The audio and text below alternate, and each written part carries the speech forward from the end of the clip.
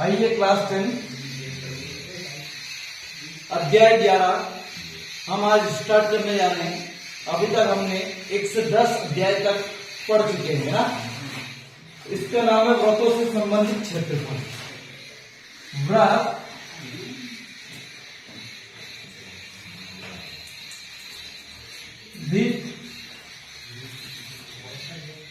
क्षेत्रफल। अब क्षेत्रफल का मतलब तो आपको पता होना चाहिए कि क्या होता है। क्षेत्रफल है ना। क्षेत्रफल क्या होता है? व्रत से संबंधित बातें कर रहे हैं हम। किससे? व्रत से संबंधित है ना। व्रत से संबंधित क्षेत्रफल।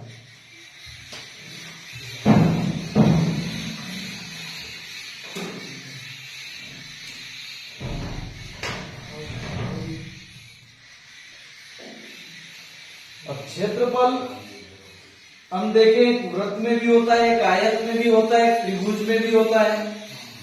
क्षेत्रफल फल का मतलब ये होता है कि घेरा हुआ भाग है ना। जैसे कोई ये वृत्त है, अब इसके अंदर आप कुछ भी मान लो है ना। अब इसमें कुछ या तो पानी भरना हो तो कितना क्षेत्र, पानी तो आयतन में हो जाता है। जैसे ये भाग है, इसको घेरना है आपको, तो कितना क्षेत्रफल लगेगा है ना। एक आपका खेत है, ये क्षेत्रफल का जो खेत के अंदर होता है वो क्या होता है? क्षेत्रफल। इस भाग को अगर हमें निकालना तो ये क्या निकलेगा? क्षेत्रफल।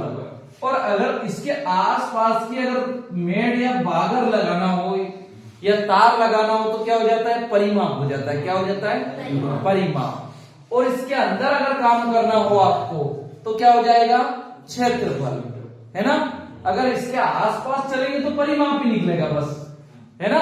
परंतु इसके अंदर जब जाएंगे और काम करेंगे तो क्या निकलेगा? क्षेत्रफल। तो हमें व्रत का क्या निकालना है? क्षेत्रफल इसमें बताना है, क्षेत्रफल। तो व्रत की कुछ कंडीशन है जो आपको पहले उससे परिचय करा दिया जाए तो अच्छा रहेगा है ना। क्योंकि छोटी छोटी चीजों से ही मिलकर बहुत सारी चीजें सीख सकते हैं हम। व्रत के चाप की लंबाई।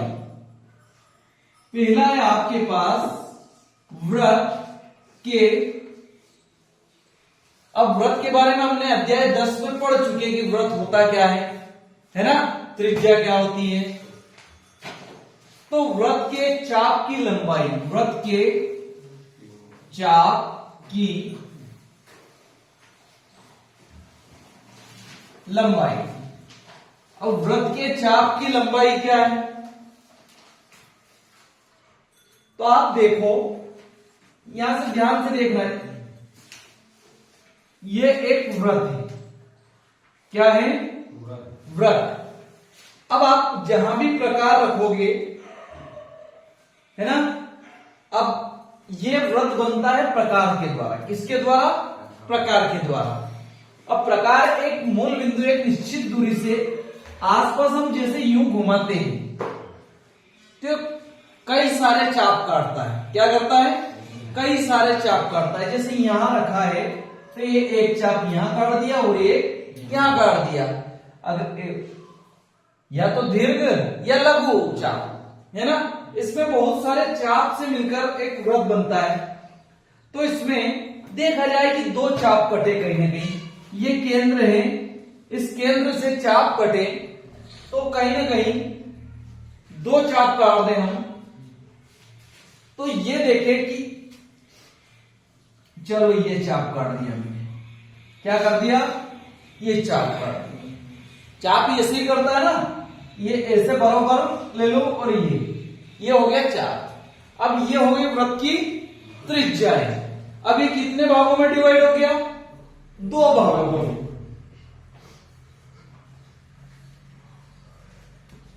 ये ओ दे दे, इसको ए बी दे दे। ठीक। अब इसमें एक लघु चाप है और एक दीर्घ चाप है। अब लघु चाप क्या है? लघु यानी छोटा। लघु यानी छोटा। ये पूरा एक है क्या? पूरा चाप ही है। क्या है? चाप ही है। तो ये हो जाएगा आपका लघु 4 और ये क्या हो जाएगा फिर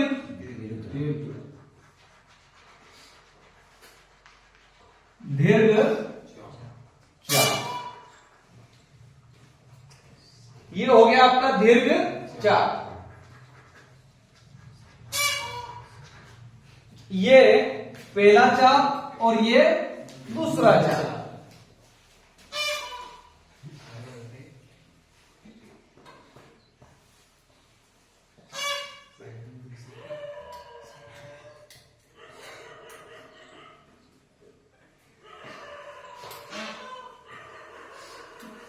और चाप अगर निकालना हो तो कैसे निकालेंगे?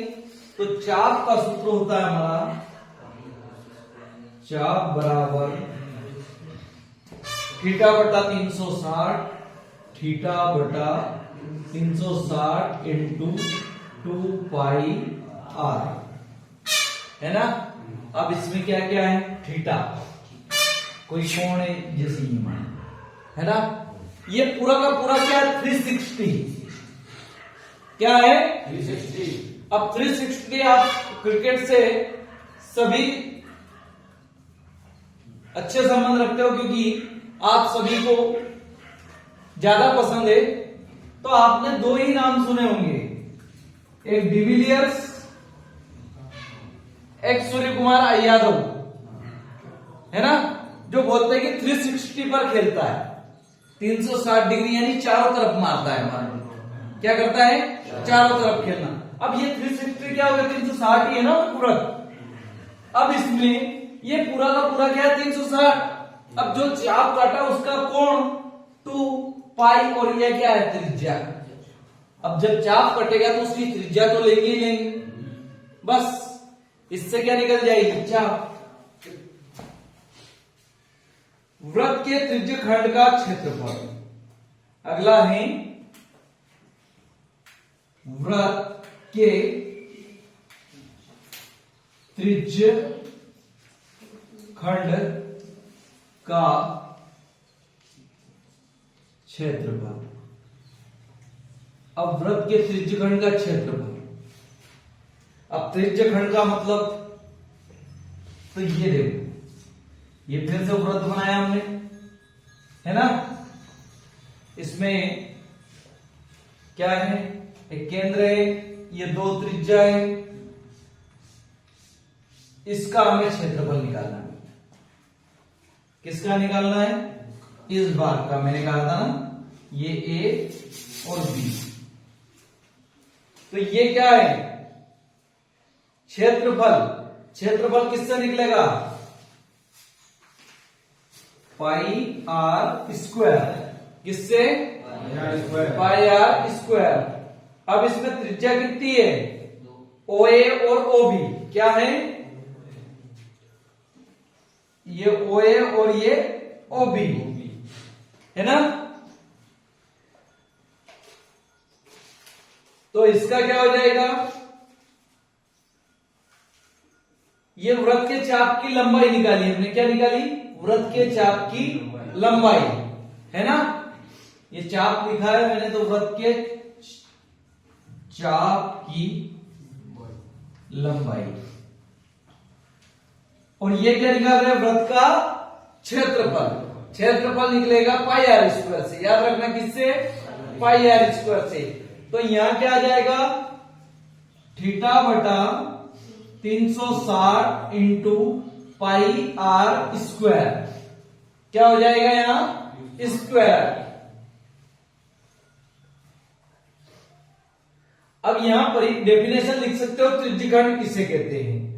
तो त्रिज्यखंड हम कह सकते हैं कि त्रिज्याओं के बीच का भाग वृत्त के त्रिज्यखंड का क्षेत्रफल कहलाता है। क्या कहलाता है? ये वृत्त है, वृत्त में त्रिज्या है, त्रिज्याओं के बीच का जो भाग है क्या कहलाता है? त्रिज्यखंड कहलाता है। अब ये त्रिज्याओं के बीच का ही भाग है ना, तो क्या कहलाएगा? ये त्रिज्यखंड कहलाएगा। क्या कहलाएगा? किसने खंड किया? त्रिज्याओं ने। किसने? त्रिज्याओं ने। तो त्रिज्याओं के बीच का भाग, त्रिज्याओं के बीच का भाग त्रिज्य खंड कहलाता है।